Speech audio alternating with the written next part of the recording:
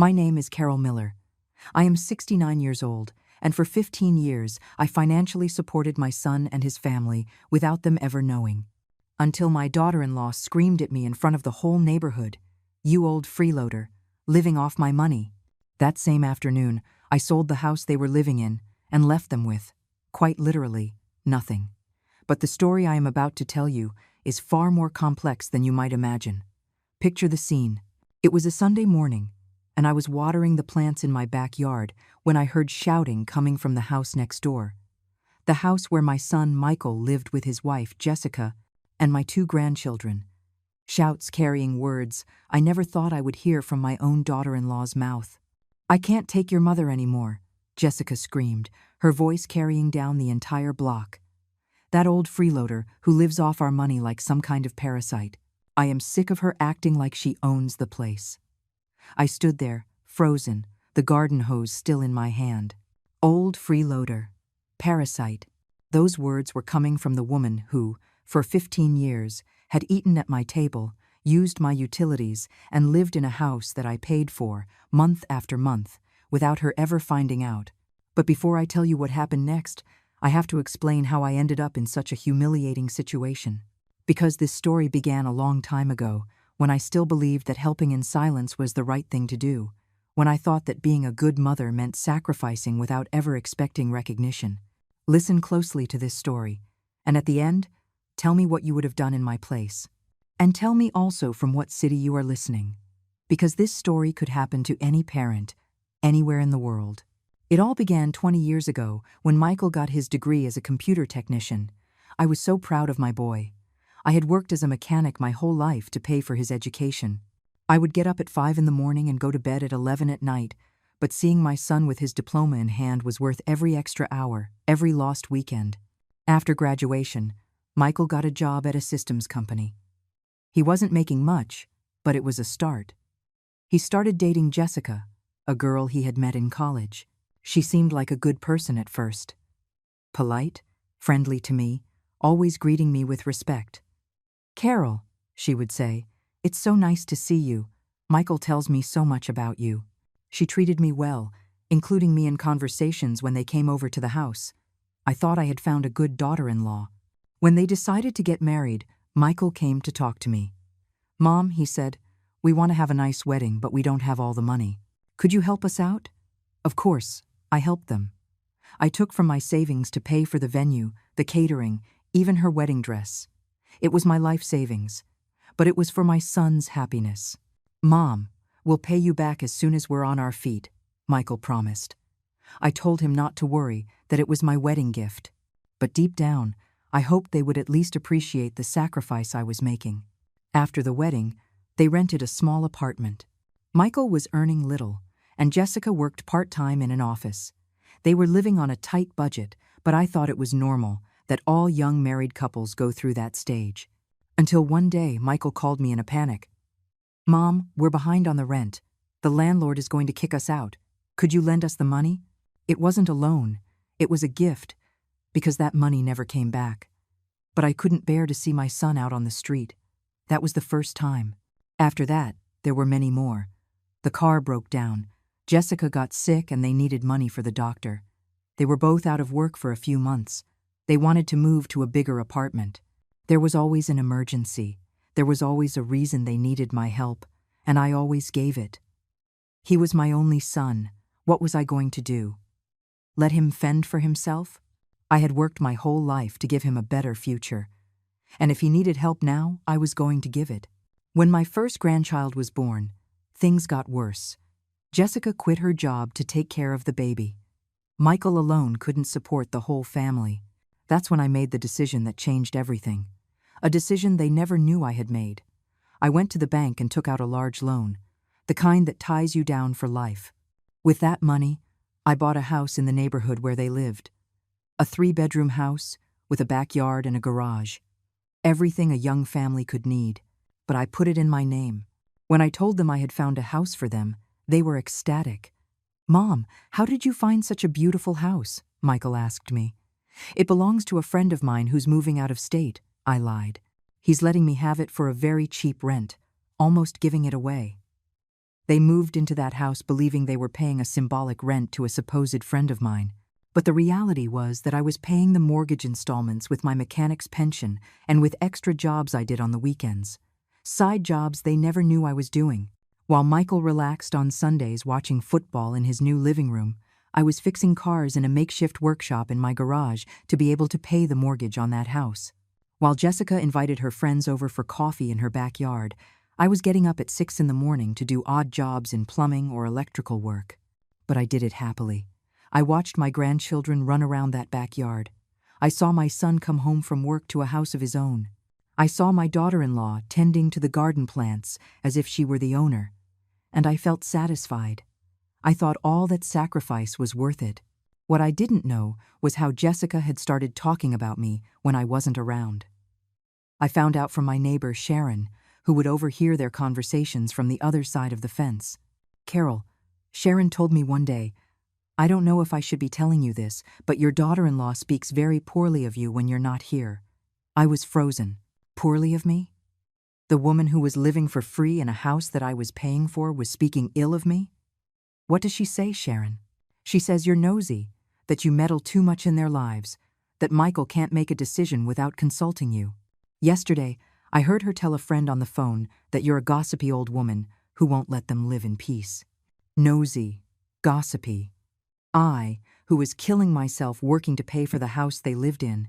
I, who couldn't sleep at night trying to figure out how I was going to make it to the end of the month with the mortgage payments and my own expenses. But I thought it was just women's talk, that maybe Jessica was stressed with the kids and was just blowing off steam, saying things she didn't really mean. I decided to ignore it and continue with my plan. My plan to give them a good life without them knowing the real cost. When my second grandchild was born, things got even more complicated. More expenses, more needs, more requests for help. "Mom, we need a new crib." "Mom, diapers are so expensive." "Mom, the private pediatrician is very expensive, but we don't like the one our insurance covers." I kept giving. I kept working extra on the weekends. I kept denying myself things so I could cover all the expenses they generated. My own house began to fall apart because all my money was going to support them. The paint was peeling, there were leaks in the roof, a refrigerator that barely worked. "Mom, why don't you fix up your house?" Michael would ask when he came to visit. "It looks really run down." And I would tell him I wasn't in a hurry, that I'd get to it later. I couldn't tell him I didn't have the money because I was giving it all to him. Jessica started to change with me. She was no longer the polite and friendly daughter-in-law from before. When I went to visit them, she would greet me with a sour face. "Oh, Carol, what a surprise," she'd say. But it wasn't a pleasant surprise. It was more like, "Here's this old pain in the neck again." If I arrived at lunchtime, she wouldn't invite me to stay. "Oh, Carol, we've already eaten. Maybe next time you could call before you come." I, who was paying for the house she lived in, I, who had even paid for the refrigerator from which she got her food, had to call before visiting them. On Sundays, when families traditionally get together, they always started to have other plans. "Mom, we're having lunch at Jessica's parents' house," always at Jessica's parents' house. The other grandparents, who hadn't contributed a single dollar to help them, were the favorites. "And why don't you come over to my place once in a while?" I asked one time. "Oh, Carol," Jessica said. "It's just that your house is a bit complicated. The kids get so dirty, and then it's a mess to clean their clothes. My house was complicated because all my time and money went into maintaining theirs. My house was deteriorating because I prioritized my family's well-being over my own." One day, I overheard Jessica talking on the phone with her mother. I was in the backyard fixing a leaky faucet, and they thought I had left. "No, Mom. Michael's old lady is unbearable. She thinks she owns our lives. Yesterday, she came over without calling and stayed all afternoon watching television as if it were her house. As if it were her house. It was my house. Literally, legally, it was my house. But she spoke as if I were an intruder. Besides," she continued, "she lives like she's dirt poor, but she's always criticizing how we spend our money. The other day, she saw me buying clothes for the kids and told me they were too expensive, as if she were the one paying. I was the one paying. I paid for the house. I paid for a large part of their expenses. I deprived myself of things so they could live well, But to her, I was a critical old woman who didn't understand anything. The last straw came 3 months ago. Jessica organized a party at her house for my older granddaughter's birthday. She invited all her family, her friends, the neighbors, a big party in the backyard that I paid for, with food that was bought with money I had given. When I arrived at the party, she greeted me with a forced smile. "Oh, Carol, so good of you to come. The kids were waiting for you." But she sat me at a table off to the side, away from the action, as if I were a second-class guest. During the party, I heard Jessica telling her friends about her house, about her plans for remodeling, about how they had gotten such a steal on the rent. She spoke as if it were all her and Michael's achievement, as if they had just been lucky to find a cheap place. "We're so fortunate," she told a friend. "We got this house for a song. The owner is an old friend of my mother-in-law's who practically gave it to us. A song, a gift. My daily sacrifice turned into a stroke of luck. But the worst came later. When most of the guests had left, I heard Jessica talking with her sister-in-law in the kitchen. I was gathering the dirty plates to help when I overheard them. "Honestly," Jessica said, "sometimes I'm embarrassed when my mother-in-law comes over. Look at how she dresses. Look at her hands all covered in grease. My friend's kids ask who that scruffy lady is."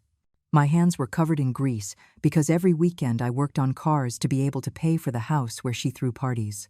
I was poorly dressed because I bought myself a new shirt every 2 years so I could cover all her expenses. "And besides," she went on, "she thinks she has the right to an opinion on everything. The other day she told me the kids watch too much television, as if she knows anything about raising modern children. She's from another era. She doesn't get it." That night, I left the party with a broken heart. Not because of what she had said about me, but because I realized I had dedicated my entire life to people who not only didn't value my sacrifice, but were ashamed of me. I came home to my rundown house, my half-empty refrigerator, my bed with its worn-out sheets, and I sat down to think. What was I doing? Why was I killing myself working for people who despised me? That night, I made a decision they never imagined I could make. A decision that would change everything forever. The next day I went to the bank and requested all the paperwork for the house. I wanted to see exactly how much I had paid over all these years, how much I had left to pay. The numbers shocked me. I had paid off almost 80% of the house, my house. Then I went to see an appraiser. I wanted to know how much the property was worth in the current market. The valuation surprised me. The house was worth much more than what I had originally paid. The area had become more valuable. It had grown. It had become trendy. With that information, I went to see a lawyer, a serious guy, a colleague from the workshop had recommended. I told him the whole situation, how I had bought the house without my family knowing, how I had been paying for it for years, how they thought it was a rental. The lawyer looked at me with a mix of surprise and pity. "Mrs. Miller," he said, "you are the legal owner of that house. You can do whatever you want with it. You can sell it. You can rent it to strangers. You can evict your family if you want to." "But, sir," I said, "they're my son and my grandchildren. I can't just throw them out." "Mrs. Miller," he replied, "sometimes family takes advantage of us precisely because they know we'll never take drastic measures. Sometimes you have to set boundaries." I left the lawyer's office with an idea circling in my head. An idea that at first seemed terrible, but that slowly began to take shape. What if I showed them whose house it really was? What if I stopped supporting them in secret? I spent 2 weeks mulling it over. 2 weeks observing them, listening to them, seeing how they continued to talk about me as if I were a burden, a nuisance, an old woman who didn't understand the modern world. Michael never defended me when Jessica made nasty comments about me. He would stay silent or even back her up. "Yeah, my mom's a bit old-fashioned," he'd say. "She doesn't understand how things are now." Old-fashioned. The woman who was paying for their house was old-fashioned. The woman who worked on weekends so they could live well was old-fashioned. I made the final decision that Sunday I told you about at the beginning, when I heard Jessica scream at Michael in the backyard, that old freeloader who lives off our money like some kind of parasite. Old freeloader. Parasite. Living off their money. In that moment, my patience ran out. In that moment, I realized I had been a fool for 15 years. I didn't leave my house. I didn't go to argue. I didn't go to explain anything. I simply picked up my phone and called the lawyer. "Mr. Peterson," I said, "I want to sell the house today. But, Mrs. Miller, are you sure? It's a very drastic decision." "I'm sure," I said. I've never been more sure of anything in my life. The lawyer already had everything prepared because we had discussed it several times. There was a real estate agency that handled quick sales. There were buyers interested in that area. There was a whole machine ready to go. In 48 hours, I can have the sale closed, he told me. But you'll have to notify your family that they have to vacate. "I'll take care of that," I replied. That afternoon, while Jessica was still screaming from the other side of the fence about the old parasite, I signed all the sale papers. The house where they lived, the house they thought belonged to a friend of mine who charged them a pittance for rent, was being sold to the highest bidder. On Monday morning, a realtor arrived at their house. I went with him. Michael opened the door, looking surprised. "Mom, what's going on? Who is this man?" "I'm Mr. Davis with Summit Realty," the man introduced himself. "I'm here to officially notify you that this property has been sold. The current occupants have 72 hours to vacate." Michael turned pale. "There must be a mistake. We rent this house. We have a lease." "No, sir," the realtor said. "This house belonged to Mrs. Carol Miller, and she sold it yesterday. There is no registered rental agreement." Jessica appeared from inside. "What are you talking about? What is this?" The realtor handed her the papers. "Ma'am, you have 72 hours to vacate this property. The house was legally sold by its owner." "Its owner?" Jessica looked at me as if she were seeing me for the first time. "Carol, are you the owner of this house?" "Yes, Jessica, I have been the owner for 15 years. I bought it for you. I paid for it with my work, and all this time you believed it belonged to a friend of mine." Michael collapsed into a chair. "Mom, I don't understand anything. You bought this house? Why did you never tell us?" "Because I wanted to help you without you feeling obligated to me. Because I thought if you knew I was paying for it, you would feel uncomfortable." How wrong I was. Jessica was still reading the papers with a look of disbelief. "But Carol, you can't just sell the house on us like this. We live here. The kids go to school here. We can't just leave from one day to the next." "Jessica," I said, with a voice I didn't even know I had, "yesterday I heard you scream at your husband that I was an old freeloader living off your money, that I was a parasite. So I decided to show you whose money it really was." She fell silent. For the first time in years, Jessica was speechless. "Besides," I continued, "the new owner specifically requested that the house be vacant because she's moving in on Friday." "The new owner?" Michael asked. "Yes. I sold the house to Sharon, our neighbor. She heard everything Jessica said about me and offered to buy it for a very good price. Sharon, who had been a silent witness to all the mistreatment I had received, had pooled her savings to buy the house. "Carol," she had told me, "you don't deserve to be treated like this. I'll buy the house from you, and then we'll see what happens." The following days were chaos. Michael called me every 5 minutes. "Mom, we need to talk. This is insane. You can't do this." For the first time in years, Jessica came to my house to look for me. She was no longer the arrogant daughter-in-law from before. Now she came to beg. "Carol," she said with tears in her eyes, "I'm so sorry for what I said. I was stressed. I wasn't thinking. You know I respect you very much." Respect. The word I had been waiting to hear for years, and it only came when it was too late. "Jessica," I replied, "for 15 years I worked like a slave so you could live well. For 15 years I deprived myself of things so that you would want for nothing. And for 15 years you treated me like I was a burden. But, Carol, we didn't know. Of course you didn't know, because you never bothered to find out. You never wondered how I managed to live on so little money. You never wondered why my house was falling apart while yours was impeccable." Michael tried to mediate. "Mom, I understand you're angry, but the kids aren't to blame. They're your grandchildren. You can't leave them on the street." "I'm not leaving them on the street, Michael. I'm teaching them a lesson. A lesson you should have learned a long time ago." On Wednesday, while they were desperately packing their things and looking for a new place to live, I sat down and did the math. The math of everything I had spent on them over 15 years. Not just the house, but all the loans they had never paid back, all the gifts, all the extra expenses. The sum surprised even me. I had spent the equivalent of 2 houses on them. 2 houses I could have had for myself. 2 houses that could have been my financial security in old age. But I didn't regret having done it. I regretted having done it in secret.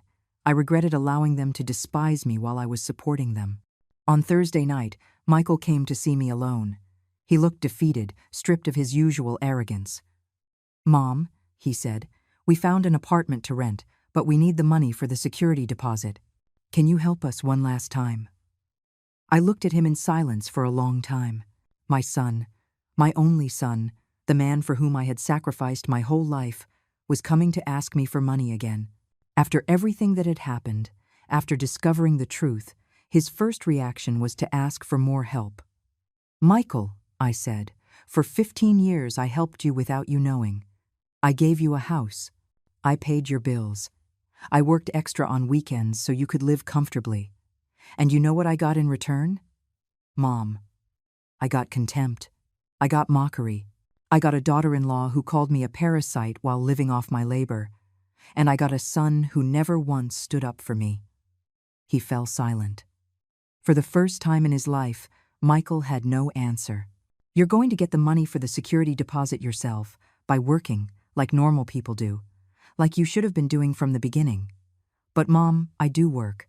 You work to get by, Michael. Now you're going to have to work to truly live, without your mother paying for your house behind the scenes." On Friday, they left. I watched from my window as they loaded their things into a moving truck they had to pay for themselves. Jessica was crying. My grandchildren were asking why they had to leave. Michael carried the boxes with a look of utter despair. Sharon invited me over for coffee in the backyard of the house that was now hers. "Carol," she said, "don't you feel bad seeing them like this?" "Sharon," I replied, "I feel bad that it took me so long to make this decision. With the money from the sale of the house, I was able to do something I hadn't done in decades. Think about myself. I fixed my house from top to bottom. I replaced all the appliances. I bought new clothes. I treated myself to things I hadn't enjoyed in years. I also did something more important. I made an investment that ensures I have an income for the rest of my life. I no longer have to work on weekends. I no longer have to pinch every penny. I no longer have to live like a poor woman to support others. But above all, I regained my dignity. That dignity I had slowly lost without realizing it, while I allowed them to treat me like a nuisance." 3 months after they moved out, Michael called me. "Mom," he said, "we're settled in the new apartment. Do you want to come see it?" I went, more out of curiosity than anything else. The apartment was small, dark, with little space for the kids. Michael had lost weight. He looked stressed. Jessica avoided my gaze and greeted me with a forced cordiality. "How are you doing financially?" I asked them. "It's tight," Michael replied. "The rent is expensive, but we're managing." Jessica went back to work part-time. Jessica working again. The woman who had gotten used to living like a queen without working now had to get up early every day. "The kids miss the old house," Michael told me. "They ask when we're going back." "You're not going back," I said. That chapter is over. During that visit, I noticed something that caught my attention. Michael and Jessica spoke to each other differently. It wasn't the relaxed marriage from before. There was tension, silent reproaches, resentment. "How are things between you two?" I asked Michael when Jessica went into the kitchen. "It's complicated," he confessed. "She blames me for losing the house. She says if I had had a better relationship with you, you wouldn't have made that decision." Interesting. Now it was Michael's fault for not having a good relationship with me. It wasn't her fault for treating me badly for years. It was his fault for not managing me better. "And what do you think?" I asked him. Michael sighed. "I think we were ungrateful. I think you gave us everything, and we didn't know how to appreciate it. I think we deserved what happened to us." It was the first time Michael admitted they had been wrong. The first time he acknowledged my sacrifice. But it had come too late, when it no longer mattered. 6 months later, Michael and Jessica separated. He told me over the phone with a tired voice, "It's over, Mom. Jessica is moving in with her parents and taking the kids. And what are you going to do? I don't know. Find something cheaper, maybe a studio apartment? With what I make, I can't afford to support the kids and pay for a decent apartment. A studio apartment. My son, who had lived for 15 years in a 3-bedroom house paid for by me, was now going to end up in a studio apartment. Michael, I said, all this time I supported you without you knowing. I paid for the house. I paid your bills. I worked weekends so you could live comfortably. And when I found out what you really thought of me, I made the right decision. I know, Mom. I realize now everything you did. You realize it now? When you have no other choice but to realize it? Mom, is there any chance that what, Michael, that you can help me again, just until I get back on my feet? I looked at him in silence. After losing the house, after his marriage fell apart, after being practically left on the street, his reaction was still the same, asking me for help. Michael, for 15 years I helped you in secret, and you despised me. Now that you know the truth, you come to me asking for help again? It's different now, Mom. Now I know what you did for us. No, son. It's not different. You're coming to ask for help because you have no other choice, not because you've learned to value me. If you won the lottery tomorrow, you'd go back to treating me like you did before. Roberto fell silent because he knew it was true. 1 year after selling the house, my life had completely changed. I was no longer the old woman working on weekends to secretly support an ungrateful family. I was a 70-year-old woman who, for the first time in decades, was living for herself. I joined a senior center where I played cards every afternoon. I met a man named Howard, a 75-year-old widower who had gone through something similar with his children. Carol, he would tell me, family has to earn respect, not demand it just because they're family. I also met Grace, a 65-year-old woman whose husband had died 5 years ago. She worked as a volunteer at a hospital and had a contagious energy. We started going for walks in the afternoons, then for coffee, then for dinner. Don't you miss your family? She asked me once. I miss the family I thought I had, I replied. But I don't miss the people who despised me while living off my work. Grace had 2 children who lived out of state and visited her often. When they met me, they welcomed me with genuine affection. Carol, her eldest son, told me, "My mom has been so much happier since she met you. Thank you for making her smile." How different it felt to be welcomed instead of tolerated. How different it was to be with people who valued me for who I was, not for what I could give them. Grace and I started dating 8 months after we met. At 70 years old, I discovered you could fall in love again. I discovered you could be happy without carrying the weight of supporting ungrateful people. Meanwhile, Michael's life continued to spiral downwards. He lost his job because he was showing up late after nights of drinking, trying to drown his problems. He had to move into a cheap motel because he couldn't even afford the studio apartment. Sharon, who still kept in touch with me, told me about it. "Carol," she said, "your son is doing very badly. He's looking for any kind of work, but no one will give him a chance. He's desperate." "Sharon," I replied, "I was desperate for years, working like an animal to support them.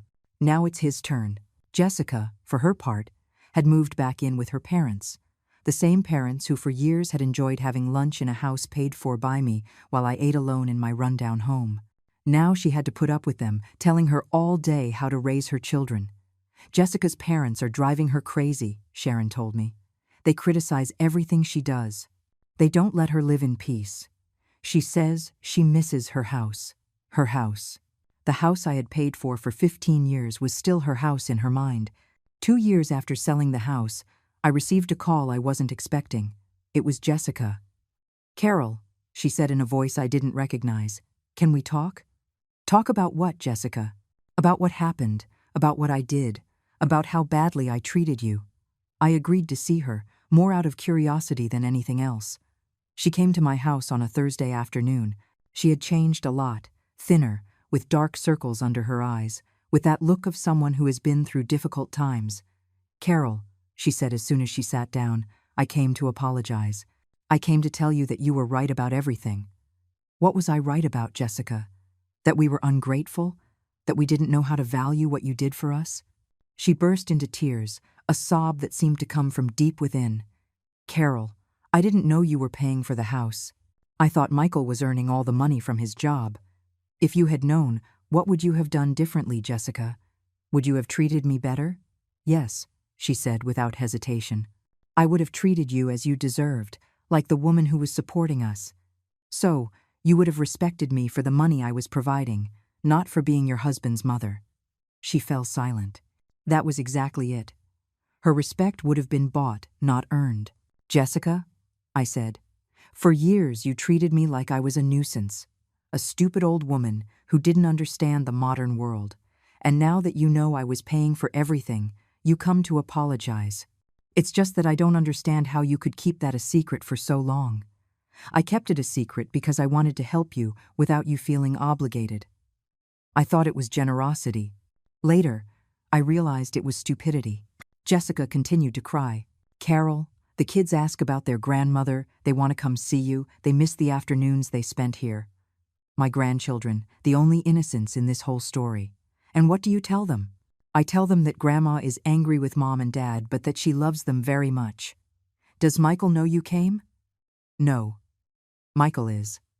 Michael is doing very badly, Carol. He's in a bad way, he drinks a lot, he can't find a steady job. Sometimes he doesn't see the kids for weeks. My son, the tech professional for whom I had worked double shifts, was now a drunk who couldn't hold down a job. And what do you expect me to do? I asked her. I don't know, maybe. Maybe if you talk to him. If you help him get back on his feet. Help him again? Give him another chance to treat me badly? No, Carol. Michael has changed. He's sorry. Jessica, Michael is desperate. How is that different? When someone is desperate, they say anything, they promise anything, but when things get better, they go back to being the same person they always were. She left that afternoon without getting what she came for. But before she left, she said something that stuck with me. Carol, you were like a mother to me too. I grew up without a father, and when I met Michael, I thought I had gained not only a husband but a mother as well. A mother. For all those years that I was killing myself working to support her, she saw me as a mother, but she treated me like a nuisance. Is that how she treated mothers? 3 months later, Michael showed up at my house. He was in a terrible state. Thin, with dirty clothes, smelling of alcohol, a beard of several days.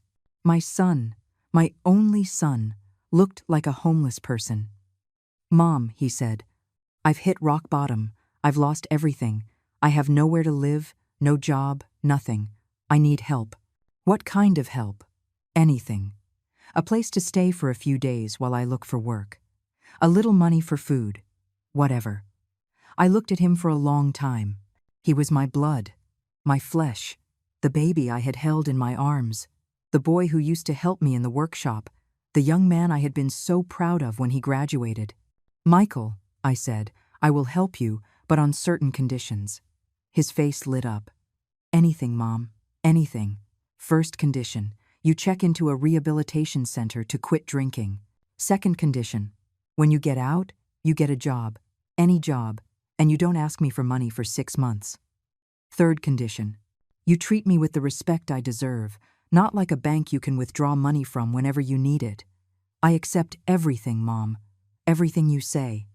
And a fourth condition, if you disrespect me one more time, if you go back to treating me the way you used to, it's over for good. There are no more second chances. Michael checked into a rehab center that I paid for. 3 months of intensive treatment. When he came out, he was changed. Thinner, but stronger. More serious with a different look in his eyes. He got a job at a mechanic's garage. It wasn't IT systems. It was manual labor, but he accepted it without complaint. He started visiting me every Sunday. Punctual, respectful, grateful. Mom, he said one of those afternoons, these past few months have helped me understand a lot of things. To understand what you did for us and how badly we treated you. And what exactly did you understand? That for years we were like parasites living off your work. That we lived well thanks to your sacrifice, and on top of that, we despised you. That we were the worst children anyone could have. It was the first time Michael had used the word parasite to refer to himself. The same word Jessica had used to refer to me. Michael, I said, What hurt me the most wasn't the lack of money I spent on you. What hurt me the most was the lack of respect. I would have worked myself to death for you, but I needed you to value me. Can you forgive me, Mom? I've already forgiven you, son. That's why I'm helping you again. But you have to understand that our relationship has changed. I'm no longer the mother who gives without asking questions. Now I'm the mother who gives when she sees it's deserved. A year later, Michael had managed to get his life back on track. He had a steady job. He had rented a small but decent apartment. He saw his kids every other week. He still came to my house every Sunday, but now the relationship was different. He was no longer the son who came to ask for things. He was the son who came to share. He would bring donuts for our coffee. He would tell me about his work. He would ask about my health, about my relationship with Grace. "Are you going to marry Grace?" he asked one Sunday. "We're thinking about it," I replied. "Does that bother you?" "No, Mom. On the contrary. I'm happy that you're happy. You deserve it after everything you've been through." After everything I had been through, Michael had learned to see things from my perspective, something he had never done in his first 40 years of life. Grace and I got married at the courthouse on a Tuesday morning, a simple ceremony with just her children as witnesses. Michael wanted to come, but I told him it was something intimate. "I understand, Mom," he said. "Maybe by the next family event, I'll have earned my place." Earning his place. What a concept. Michael had understood that family love is not unconditional, that respect must be earned day by day, that being a son doesn't give you the right to mistreat your parents. Daniela tried to reach out several more times, but I kept my distance. She had been the main architect of my humiliation for years. I could forgive her, but I couldn't forget. "The kids want to meet their new grandmother," Michael told me, referring to Grace. "If you want, we can arrange something." I agreed to let my grandchildren meet Grace. After all, they weren't to blame for their parents' mistakes. The first time they came over, they were shy with Grace, but she had a special way with children. In half an hour, they were playing and laughing, as if they had known her their whole lives. "Grandma," my older granddaughter said to me, "why didn't you live with us before?" It was a difficult question to answer without speaking ill of her parents. "Because sometimes a family needs space to grow," I told her. "And now that we've all grown, we can see each other again." During that visit, Grace said something to me that stuck. "Carol, your grandchildren are beautiful, but it makes me sad to see how many years they lost with their grandmother because of their parents' mistakes." She was right. My grandchildren had been collateral damage in a war they didn't start. But it was also true that I couldn't have continued to endure the mistreatment just to maintain that relationship. Today, 3 years after selling the house, my life is completely different. I am married to a woman who loves and respects me. I have a cordial but distant relationship with Michael, who learned to value me when it was too late. I keep in contact with my grandchildren, who come to the house once a month. And above all, I have regained something I had lost without even realizing it: my self-esteem. For years, I had gotten used to living like a second-class citizen in my own family. I had resigned myself to being the old woman who bothers, the heavy mother-in-law, the grandmother who is tolerated out of obligation. Now I am Carol Miller again. I am not Michael's mom or Jessica's mother-in-law. I am a 72-year-old woman who works in her garden, who plays cards with her friends, who goes out to dinner with her wife, who enjoys her grandchildren without feeling like a nuisance. Do I regret selling the house? No. It was the best decision of my life. Do I regret helping my family for so many years? No, not that either. I regret allowing them to disrespect me while I was doing it. If I had known from the beginning that my help would be seen as an obligation and not as a gift, I would have set limits from day one. I would have demanded respect. I would have demanded recognition. I would have demanded to be treated like a human being and not a walking wallet. The lesson I learned, and that I want to share with you who are listening, is this: helping family is fine, but never at the cost of your dignity. Never allow them to treat you poorly just because they are family. The family that mistreats you is not family. They are toxic people who happen to share your blood, and it is never, ever too late to change things. I was 69 years old when I made the most important decision of my life. Some told me I was crazy, that I was too old to start over. But here I am, 3 years later, happier than I have been in decades. I miss the family I used to have. I miss the family I thought I had. I miss the illusion of having a grateful son and a respectful daughter-in-law. But I don't miss the reality of having an entitled son and a daughter-in-law who despised me. Sometimes Michael asks me if things will ever go back to the way they were. No, I tell him. They'll be better or they'll be worse, but never like they were before. Because before, I was a doormat, and now I'm a woman who respects herself. And you, who have listened this far, who have accompanied me on this story that changed my life forever, I want you to ask yourself a question. Is there someone in your family who treats you badly, taking advantage of your love? Is there someone who receives your help as if it were an obligation and not a gift? If the answer is yes, remember my story. Remember that love shouldn't hurt, that family is not an excuse for mistreatment, and that it's never too late to put things right. Because in the end, what matters is not how much you give, but how you are treated when you give. And if they treat you badly, you have every right in the world to stop giving. I lost a toxic family and gained a dignified life, and I assure you, it was the best deal of my life. The other day, while Grace and I were having coffee in our backyard, she said something that made me think. Carol, do you think Michael has really changed? Or is he just being good because he needs you not to abandon him again? It's a question I ask myself often. Michael comes every Sunday. He brings donuts. He asks how I am. He's interested in my health. But sometimes I look at him and wonder if it's all genuine or if it's fear of me leaving him with nothing again. Grace, I said, I think Michael has learned something, but I also think that fear is a great teacher.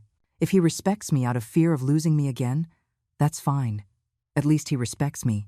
Last week, we had a conversation that marked me. Michael told me, Mom, sometimes I wake up in the middle of the night and think about everything we lost by being so blind.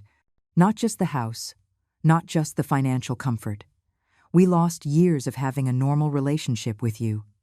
And whose fault was that, Michael? Ours. Completely ours. You gave us everything, and we gave you crumbs of fake affection. Crumbs of fake affection. What a harsh but precise phrase. For years, I lived on emotional crumbs while providing economic banquets. Michael also told me something that surprised me. Mom, when people in the neighborhood found out that you were the owner of the house and that you had sold it because of how we treated you, people started to treat me differently. I wasn't the mechanic's son anymore. I was the ungrateful son who kicked his mother out of her own house. Public opinion. I had never thought about that. My neighbors, who had been silent witnesses to how they treated me, now looked at them with different eyes.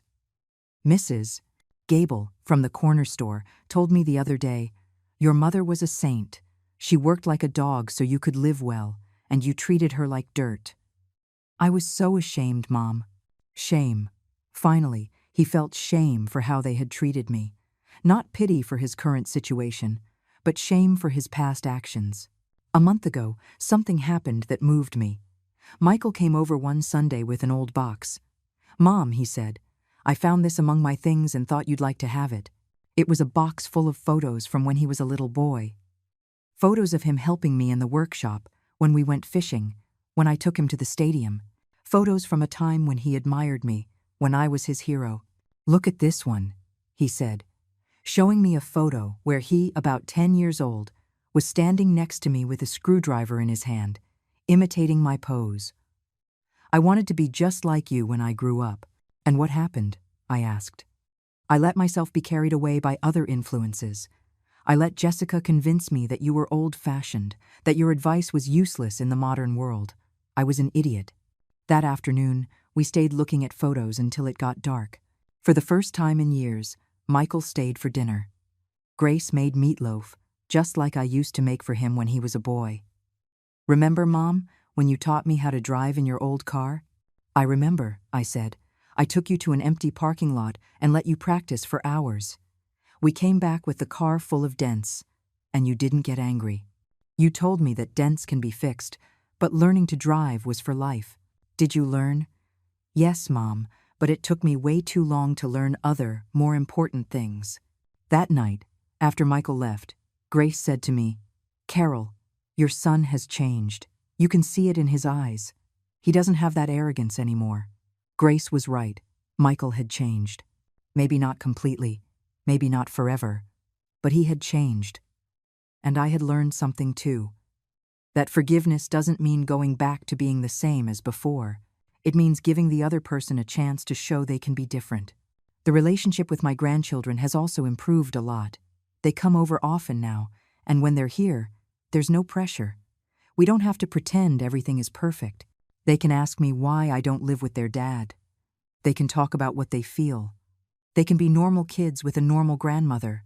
My older granddaughter, who is now 12, said to me the other day, "Grandma, Mom says you got angry with them because they didn't respect you. Is that true? What do you think?" I asked her. I think that if I worked really hard to give something nice to someone and that person treated me badly, I'd be angry too. Kids understand more than we think. They understand justice. They understand when something isn't right. They understand that grandparents have feelings too. Daniela tried to get closer several more times, but I kept my distance. Not out of resentment, but out of self-preservation. Daniela had been the engine of all the contempt I received for years. She had poisoned Michael against me. She had created the toxic environment that forced me to take drastic measures.